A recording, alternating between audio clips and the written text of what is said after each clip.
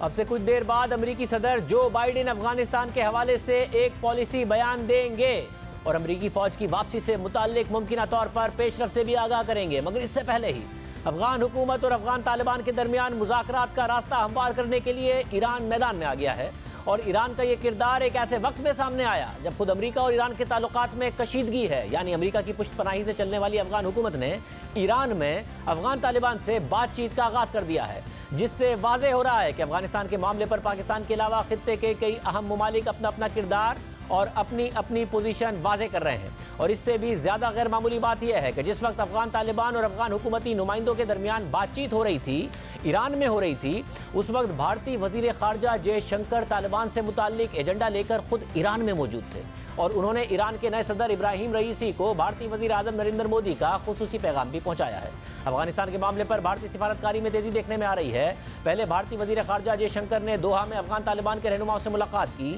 پھر ذرائع سے یہ دعویٰ سامنے آیا کہ افغان طالبان نے بھارت کو یہ یقین دہانی کرائی ہے کہ ان کے بھارت کے ساتھ تعلقات پاکستان کی خواہش کے مطابق نہیں ہوں گے۔ اور اب کل ایران میں جہاں ایک طرف افغان طالبان اور افغان حکومت موجود تھی تو دوسری طرف بھارتی سفارتکار بھی ایران میں ہی تھے، اور اب بھارتی وزیر خارجہ روس کے دورے پر ہیں، اور آج ہی طالبان کا سیاسی وفد روس پہنچا ہے۔ کیا یہ سب اتفاق ہے یا حکمت عملی ہے، یا بھارت افغانستان میں پیدا ہونے والی نئی صورتحال سے پریشان ہے؟ جیسا کہ پاکستان کے وزیر اعظم عمران خان نے کہا کہ سب سے بڑا لوزر اس وقت اس صورتحال میں بھارت ہے۔ بہرحال کل اور آج افغان طالبان اور افغان حکومتی وفد کے درمیان ایران کے دارالحکومت تہران میں بات چیت ہوئی ہے، اور پھر اس ملاقات کے بعد آج ایک مشترکہ اعلامیہ جاری کیا گیا، جس کے مطابق دونوں طرف سے اس بات پر رضامندی ظاہر کی گئی ہے کہ جنگ افغانستان کی عوام کے مسائل کا حل نہیں، اور تمام کوششیں ایک پرامن سیاسی حل کی جانب مرکوز رکھنی چاہیے۔ ساتھ ہی دونوں طرف سے بات چیت جاری رکھنے کی رضامندی بھی ظاہر کی گئی تاکہ اسلامی ریاست قائم کرنے اور دیرپا امن حاصل کرنے کے لیے ایک خصوصی میکینزم تشکیل دیا جائے۔ لیکن اگلی ملاقات کب اور کہاں ہوگی، اس حوالے سے تفصیلات نہیں بتائی گئی۔ مشترکہ بیان کے مطابق دونوں طرف سے لوگوں کے گھروں، مسجدوں اور اسپتالوں پر حملوں اور عوامی اداروں کو تباہ کرنے کی مذمت کی گئی اور قصورواروں کو سزا دینے کا مطالبہ کیا گیا۔ یہ ایک بہت بڑی پیش رفت ہے، کیونکہ اس وقت افغانستان کے اندر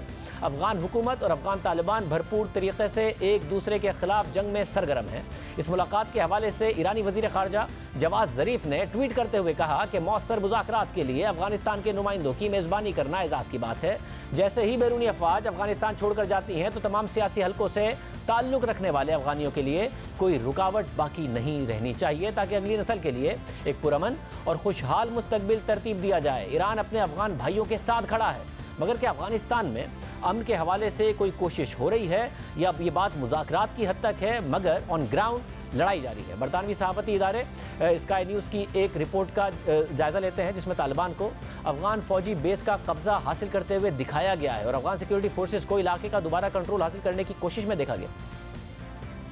یعنی افغانستان کے اندر اب بھی بات چیت جنگ کے ذریعے ہو رہی ہے، اور لانگ وار جرنل کے مطابق طالبان نے اب تک 200 کے قریب اضلاع کا کنٹرول حاصل کر لیا ہے۔ اس وقت اسکرین پر آپ افغانستان کے 4 نقشے دیکھ سکتے ہیں۔ پہلا نقشہ اپریل کا ہے، دوسرا مئی کا ہے، تیسرا جون کا اور چوتھا جولائی کا ہے۔ اپریل وہ مہینہ تھا جب امریکی صدر جو بائیڈن نے افغانستان سے نکلنے کی ڈیڈ لائن دی تھی، اور ان نقشوں میں دیکھا جا سکتا ہے کہ جو زرد رنگ کے علاقے ہیں، یعنی طالبان کے کنٹرول میں علاقے ہیں، وہ اپریل کے مہینے میں کم تھے، لیکن پھر مئی، جون اور جولائی میں طالبان کے کنٹرول میں اضافہ بڑھتا گیا اور افغان حکومت کے زیر انتظام علاقے کم ہوتے چلے گئے، اور اب طالبان کی نظریں کابل پر ہیں۔ اس دوران ایران متحرک ہو گیا ہے اور بھارت نے بھی غیر معمولی طور پر اپنی سفارتکاری تیز کر دی ہے۔ اس پورے معاملے پر بات کریں گے، ہمارے ساتھ موجود ہیں سینئر صحافی و تجزیہ کار سلیم صافی صاحب۔ صافی صاحب بہت شکریہ۔ صافی صاحب، ایران میں مذاکرات ہونا، بھارتی وزیر خارجہ کا وہاں موجود ہونا، پہلے دوحہ میں ملاقات کی، اب رشیا بھی جا رہے ہیں، یہ کیا ہو رہا ہے؟ کیا صورتحال بن رہی ہے اس وقت؟ نہیں شاہزیم، ایک تو جو ایران میں طالبان اور حکومت کے نمائندے یونس قانونی کے جو مذاکرات ہوئی ہیں، میں تو اس کو اچھی پیش رفت سمجھتا ہوں،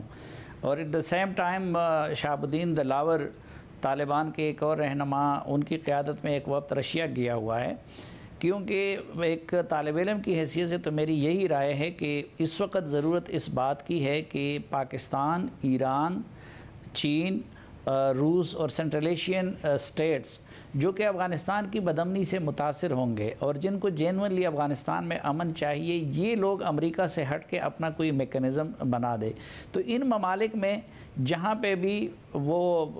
اس طرح کے مذاکرات ہوتے ہیں یا اگر وہ ایکٹیو ہوتے ہیں تو میں تو اس کو خوش آئند سمجھتا ہوں۔ جہاں تک جے شنکر کا وہاں پہنچنے کا تعلق ہے، تو ایک تو میری اطلاع کے مطابق ان کی ایران میں طالبان سے ملاقات نہیں ہوئی ہے۔ یہ اصل میں انڈیا کی پریشانی ہے اور یہ نہیں ہو سکتا کہ وہ کوئی طالبان کو اپنے قریب لے آئیں یا طالبان اور ان کی آپس میں کوئی اسٹریٹجی بن جائے گی پاکستان کے انٹرسٹ کے خلاف۔ یہ جو کچھ ہو رہا ہے اصل میں اس وقت انڈیا کی جو حواس باختگی ہے یا جو پریشانی ہے، آپ دیکھیں کہ کل کے دن میں انڈیا کو 2 بڑے دھچکے پہنچے ہیں۔ ایک تو وہاں پہ ان کا جو انٹیلیجنس سٹاف تھا یا مختلف دیگر ایکٹیویٹیز کے لیے، اس کو انہوں نے باگرام کے راستے چوری چھپے افغانستان سے نکال دیا۔ دوسرا جو سلما ڈیم تھا اور جو ان کا ایک بڑا افغانستان کے اندر بہت اس پہ فخر کرتے تھے اور وہ انہوں نے افغان حکومت کے لیے بنایا تھا، تو کل طالبان نے اس پہ بھی قبضہ کر لیا ہے۔ تو یہ اسی طرح ایران یا رشیا جن ممالک کے ساتھ پہلے سے انڈیا کے کچھ روابط ہے، اس کے ذریعے وہ کوشش کر رہے ہیں کہ ان کے انٹرسٹ کو جو خطرہ لاحق ہو رہا ہے اس کو کسی نہ کسی طریقے سے ڈیفینڈ کر لیں۔ سر صاحب یہ بھی بتائیے گا کہ یہ کیا ہو رہا ہے کہ ویسے تو مذاکرات ہو رہے ہیں مگر افغانستان کے اندر لڑائی بھی ہو رہی ہے، اور وہ ایسے ہو رہی ہے کہ افغان فوج نے اکثر علاقوں میں بغیر لڑائی کے ہی طالبان کے آگے ہتھیار ڈال دیے، اور جو ہتھیار امریکیوں نے لڑنے کے لیے دیے تھے طالبان سے، وہ طالبان کے قبضے میں چلے گئے ہیں، ان کی گاڑیاں، ماڈرن ہتھیار۔ یہ کیا معاملہ ہے؟ یہ کچھ چیزیں بڑی مسٹیریس ہیں، اور اس لیے ایک کنسپیریسی تھیوری یہ بھی ہے کہ شاید خود امریکیوں کی بھی یہ خواہش ہے کہ طالبان خصوصاً شمالی علاقوں میں جو روس، چین اور اس طرح کے ممالک کے سے ان کے بارڈر لگے ہوئے ہیں وہاں پہ قابض ہو جائیں۔ مثلاً ایک تو یہ ہے کہ طالبان عموماً وہ اضلاع ان کے سامنے سرنڈر ہوتے ہیں جہاں امریکیوں نے بہت بڑے پیمانے پہ اسلحہ چھوڑا ہوتا ہے۔ اب سوال یہ ہے کہ ان کو کہاں سے پتہ ہوتا ہے۔ دوسرا مسٹیریس عمل یہ ہے کہ یہی افغان فوج تھی جو پچھلے 2 سال سے طالبان کی ریزسٹنس کر رہی تھی۔ امریکی آپریشنل پوزیشن سے 2 سال پہلے سے وہ پیچھے ہٹ گئے تھے، اور پھر جب قطر ڈیل ہوئی اس کے بعد تو امریکی صرف تماشا دیکھتے رہے۔ تو ایک سوال یہ کہ یہ جو فورسز انہوں نے 1 سال تک بھرپور دفاع کیا بغیر امریکیوں کے تعاون کے، تو اب کیوں نہیں کر سکتے؟ حالانکہ یہ لوگ ساؤتھ میں اور ایسٹ میں دفاع کر رہے تھے، اور اب وہ نارتھ میں یا ویسٹ میں دفاع نہیں کر سکتے، ازبک صوبوں میں۔ اچھا، پھر اس میں ایک مسٹیریس چیز یہ ہے کہ مثلاً جوزجان جو کہ ترکمانستان کے صوبے سے لگا ہوا ہے، یا پھر وہ صوبہ جو ازبکستان کے صوبے سے لگا ہوا ہے، یا پھر بدخشان۔ اب بدخشان میں 6-7 ڈسٹرکٹ بغیر مزاحمت کے جو واخان کوریڈور بھی ان کے قبضے میں آ گیا جو چینی بارڈر کے ساتھ لگا ہوا ہے۔ تیسری بات یہ کہ شمال کے کچھ لیڈر یہ الزام لگا رہے ہیں کہ ان کی فورسز کو یا تو مرکزی کمانڈ سے کہا جاتا ہے کہ آپ ہتھیار ڈال دیں، یا پھر یہ ہے کہ ان کا ڈسکنیکٹ ہو جاتا ہے اپنے کمانڈ کے ساتھ۔ ایک اور مسٹیریس بات، وہ افغان وزیر دفاع اسد اللہ خالد جو کہ پچھلے پورے سال میں خود یونیفارم پہن کے اور جنگی محاذ پہ فوج کو کمانڈ کرتے تھے اور وہ امریکہ کے بڑے قریب بھی سمجھے جاتے ہیں، وہ پراسرار طور پر منظر سے ہٹ گئے، اور پھر پتہ چلا کہ وہ علاج کے لیے امریکہ گئے ہوئے ہیں، اس لیے اشرف غنی کو، حاجی بسم اللہ خان کو نیا وزیر دفاع مقرر کرنا پڑا۔ تو یہ کچھ چیزیں ایسی ہیں کہ جو ہم جیسے طالب علموں کو بھی سمجھ نہیں آتی، اور اس میں ایک مسٹری اور پراسراریت کا عنصر بہت نمایاں ہے۔ بہت شکریہ صاحب کی گفتگو آپ نے سنی۔